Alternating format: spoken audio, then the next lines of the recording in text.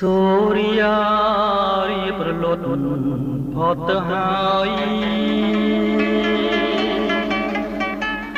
មេត្តាឆ្លើយប្រាំសងសារខ្ញុំឲ្យដឹង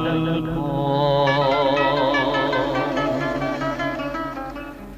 សូរិយាគុនទៀបរៀបអស្ដងគុតព្រះស្មីរលត់ចាចោលលោកការស្មីពណ៌មាសពីអាកាសាដោយក្តីស្នេហាអូននឹងរៀមរាមិនដាច់អាឡ័យស្រមោលពពកនឹកភ្នក់ដល់ភាំង